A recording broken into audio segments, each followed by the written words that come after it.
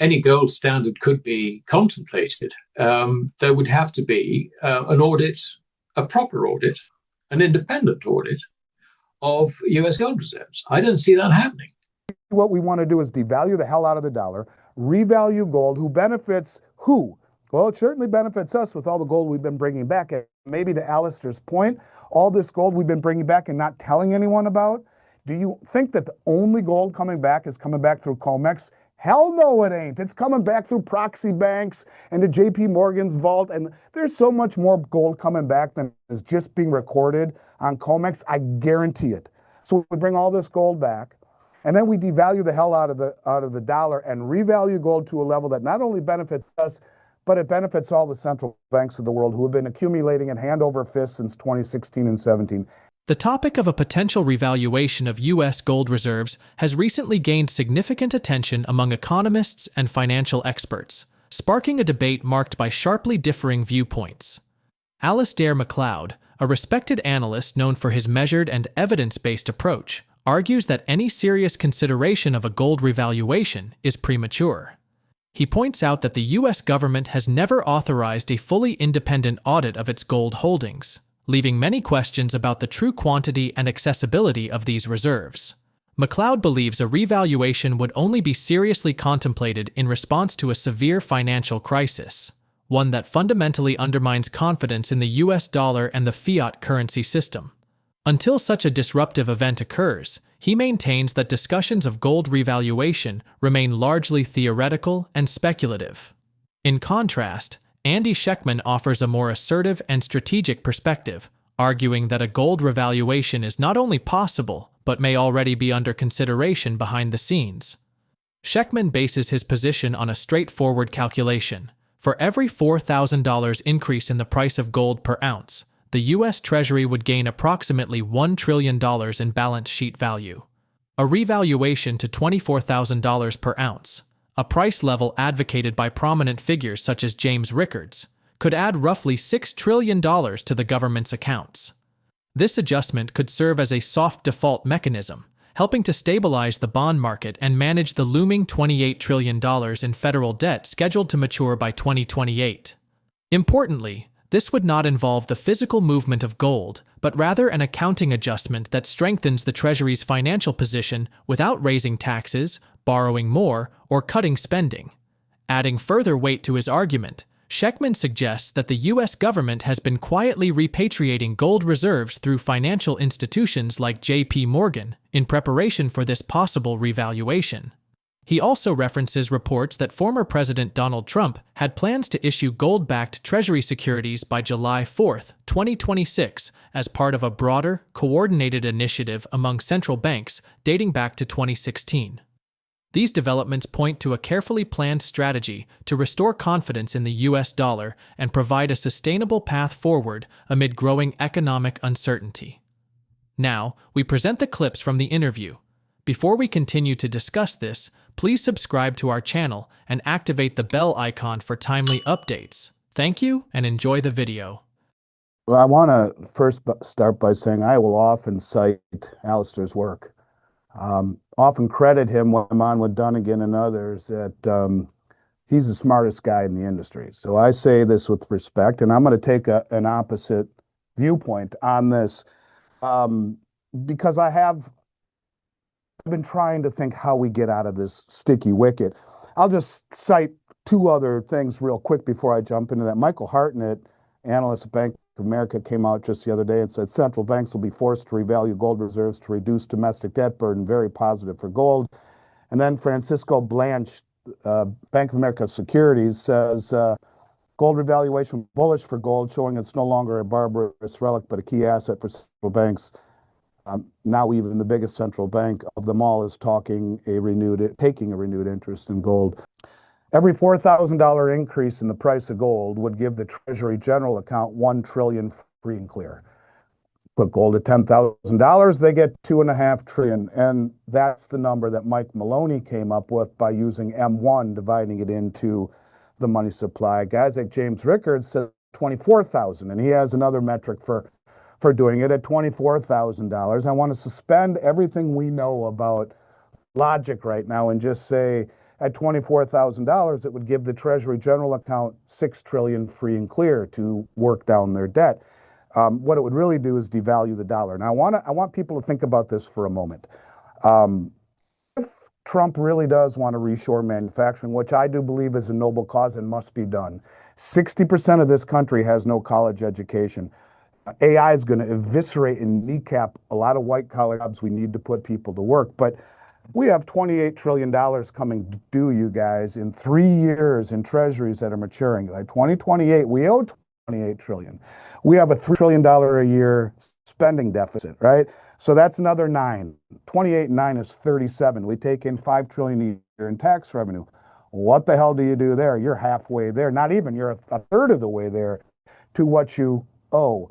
So my feeling is they're going to destroy the value of the dollar to support the bond market in order to bring back manufacturing. Let me explain.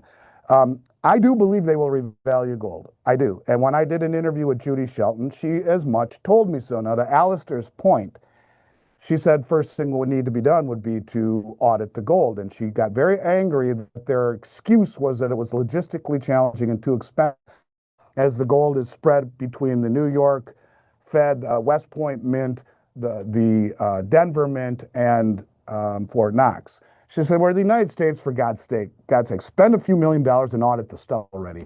So that she did say that was important. I said, Judy, do you know that gold is held on every central bank balance sheet in the West in an account, you can't make it up, called the Gold Revaluation Account? That is the name of it on the balance sheet. It had been done in 33. It had been done in 72 and 73. Nixon devalued the dollar in 72, moved gold from 35 to 38, did it again in 73 from 38 to 42.22, where it stayed on the books till today. When Roosevelt confiscated gold in 33, he didn't revalue gold, he devalued the dollar, which revalued gold. He dropped the dollar by 40% and then revalued gold from $20 to $35 an ounce. Now, ask yourself this question. A, how do we bring back manufacturing? We cannot have the world manufacture our pharmaceuticals, our military equipment and components, our aircraft components, our microchips, everything.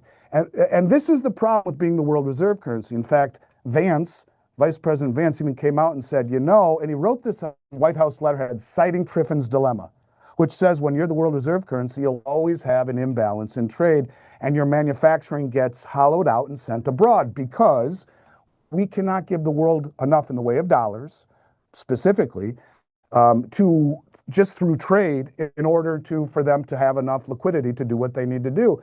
So there will always be a exporting of U.S. dollars, creation of dollars and exporting it to the world who sell their currency to buy ours, making ours expensive and theirs cheap. Therefore, we send the manufacturing to them in a much cheaper environment. They make all the world's stuff for us, the toys and the trinkets and all the stuff that we buy, and then they put their reserves into U.S. treasuries. That's been the plan, right? And that has kept our asset prices high because of low interest rates. It's kept rates low and goods that we buy at Walmart and Target really cheap. It's not going to happen. It really is not going to happen. I mean, apart from anything else, I think the numbers that are being bandied around, and it's not just Andy. I mean, Rickards and so on and so forth. If they were to refix the dollar to gold at that sort of level, I think two things immediately occur to mind. First of all, would I be able to exchange gold for my dollars for gold? The answer is probably not. Backing the U.S. Treasury. No, it's backing the Treasury, not redeemability in the currency. Yeah. Okay, that's the first thing. The second thing is we're talking about something like a 1,000% inflation kick on prices, all in one go. And I just can't see. I mean, basically, you're saying that this is a deliberate act to destroy the economy. I mean, it's actually as simple as that. And I just don't see it. I can see them trying to put off the inevitable forever and ever and ever until finally they can't. But I think this sort of concept, and you see, the other thing is the first thing. Let's say the first step, right? We'll audit the Fed. Okay, that's fine. Immediately, you'll have all the other countries who have stored gold with the Federal Reserve Bank of New York saying, "Hey, how about us? Can we come and look at our gold? You turn around and tell the Germans that they weren't allowed to inspect their property back in, what was it, 2012 or 13 or so. You're opening a can of worms as soon as you start talking about gold. This is the problem. And it's always for this reason that anyone who's gone into the Treasury, who was a gold bug or whatever before, going back to Alan Greenspan, the first lesson they learn is do not talk about gold. No comment. It's not on the agenda. For whatever reason. I suspect, and I think you probably suspect, Andy, that so much gold has disappeared from US Treasury vaults over the years. We're talking about 54 years of suppressing gold, trying to persuade everybody that it is no longer money. It's a pet rock. This is a very, very big hole, if you like, in national reserves, and nobody could possibly admit to it. So I'm not convinced. I just don't see it. And a deliberate act of hyperinflation. No, I think hyperinflation by accident, yes, but not something that is going to deliberately do it. The recent surge in gold prices is more than just a market trend. It's a clear signal that the global financial system is under significant strain. Alasdair Macleod warns that this rise isn't driven by gold itself, but by the rapid weakening of fiat currencies burdened by unsustainable debt. After more than 5 decades of relying on paper money, cracks are becoming impossible to ignore. Central banks are actively repatriating gold from institutions like the Bank of England, while open interest on COMEX futures contracts continues to shrink even as prices climb. Meanwhile, the United States has shifted dramatically from a net gold exporter to importing over $100 billion worth since late 2022. What does this fundamental realignment in precious metals flows mean for the stability of the financial system? Andy Schectman amplifies these concerns, citing metals analyst Bruce Ikemezu's report that physical platinum inventories in London are nearly depleted. When exchanges run low on actual metal, but demand for delivery keeps increasing, it sets the stage for a bear squeeze, a critical shortage where outstanding paper contracts cannot be fulfilled by real bullion. Both Schectman and Macleod agree that this scenario is already unfolding, forcing the precious metals market into a corner where the growing disconnect between paper claims and physical assets can no longer be overlooked. This emerging crisis highlights deep vulnerabilities within the financial system and reinforces the crucial role of physical precious metals as a hedge against currency instability and systemic risk. Yeah, okay. Well, the basic background is it's not so much gold and silver rising. Well, silver may be, but it's not so much gold rising as the dollar and fiat currencies losing purchasing power at an accelerated rate. So that's the background to it. So the idea that this sort of gold bull market is a bull market is actually misunderstanding the whole thing. What we're looking at is a bear market in dollars. And as we go into recession, we've already been in recession for about the last 2 years. If you take the budget deficit out of GDP, you can see pretty much how much GDP is coming out of the private sector. And the answer is a negative figure. So on that basis, you can see that there is absolutely no doubt that dollar is going down, and this will be reflected in far higher gold prices over time. You look at the technical chart, and it just confirms that, etc. So what actually we're talking about? We're talking about the death of the fiat currency system. That is dying. It's as simple as that. It's been running for 54 years. It's now coming to an end. And it's coming to an end because it's just created so much unproductive debt that all our economies, from governments and into private sectors, are just overloaded with this debt. They can go no further. We are sinking in a sea of debt. That is the other side of the credit bubble. For every debt, there is a credit. The credit bubble is it's the biggest one we've seen in history. It's far bigger than 1929. So we have this problem that when you get the death of the of fiat currencies, other things die with it. And obviously, one of the things that dies with it are the stupendously large derivative markets, because we're moving into a situation where, I mean, the idea of derivatives is you use them to hedge risk. But we now have a problem that the participants in that market are themselves greater in terms of risk than the risks which we use derivatives to hedge. I mean, we just don't want these counterparties. And that is an increasing problem. And we can see this with, in the case of gold, what happened earlier this year? Well, the Bank of England suddenly was shipping gold out, or people who were storing gold in the Bank of England were shipping it out. There was a queue around the block to try and get it out, and the Bank of England was saying it's going to take 6 weeks, whatever. The fact of the matter is that the Bank of England does store some gold for commercial entities, but the vast majority of the gold it stores is actually on behalf of central banks. And those central banks defray the cost of storage by leasing it. Now, under a lease contract, ownership passes, under the terms of the lease, entirely to the other party. So if you've leased gold, which is sitting in the Bank of England, and the Bank of England has long been saying, well, don't worry, this is just a book entry. It just goes across to Charlie, who wants to borrow your gold. And at the end of next year or whenever the lease expires, we'll do a contra entry, and so it won't leave the vault. But it's left the vault. What this is doing is it's making central banks very wary of leasing gold. I mean, it's just quite obviously it's the most stupid thing a central bank can now do. What do? They withdraw from the leasing market. And as those leases fall due, they're not being renewed. And I suspect in quite a lot of the cases, the gold is not being returned because it just simply is nowhere to be found.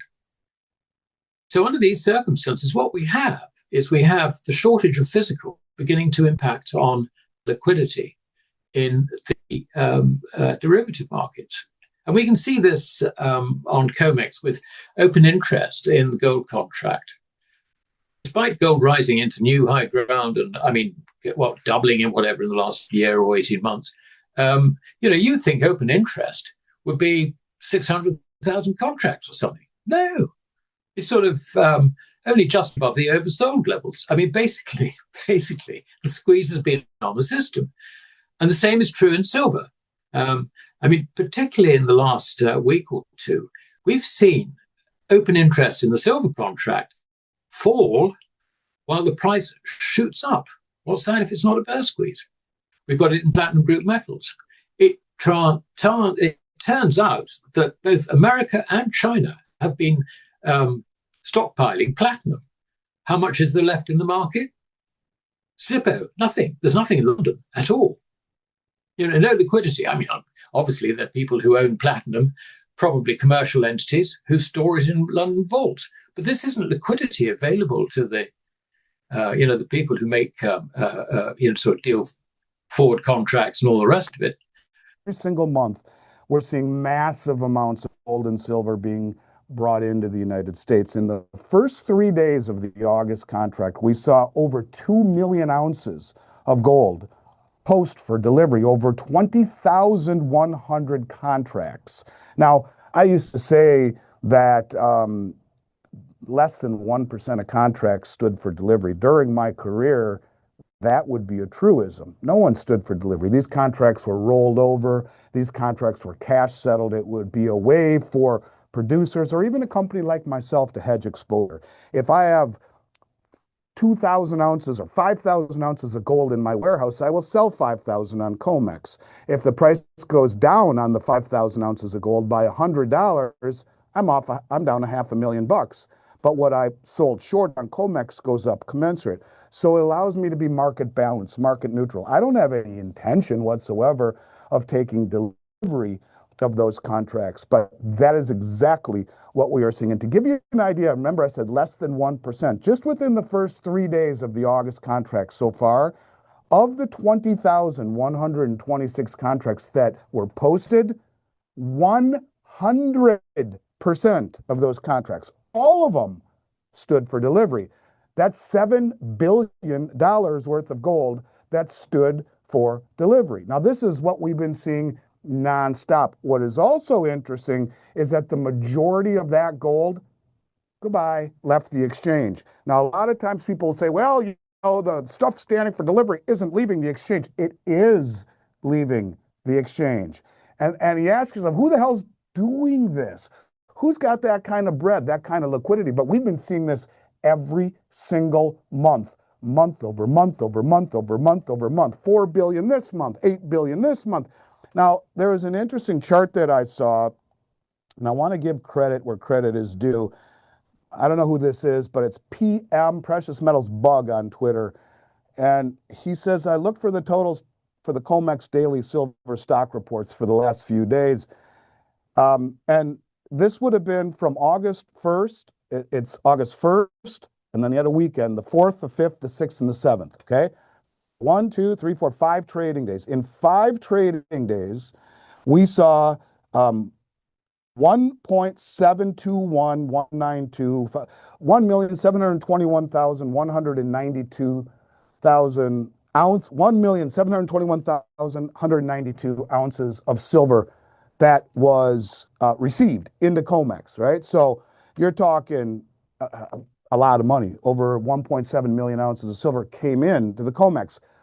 But what left for delivery, what was withdrawn out of the COMEX in that same period of time, 1,890,316 ounces. More silver left than came in. Now ask yourself this question.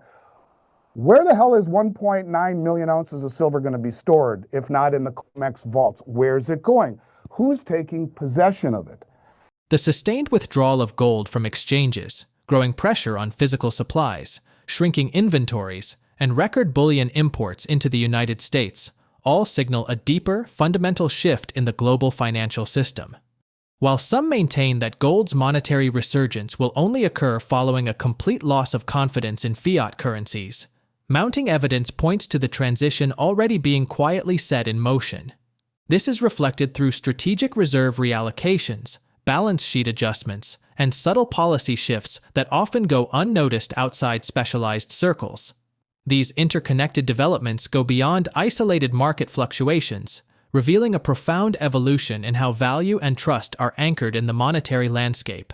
Whether this transformation unfolds rapidly or gradually, it is clear that the financial foundation is evolving. And in such times, staying informed and prepared is not merely beneficial, but critical. Share your thoughts on both experts' analysis in the comment section below. If you find this video informative, please support and turn on notifications to stay informed about our latest videos. See you in the next video. Thanks for watching.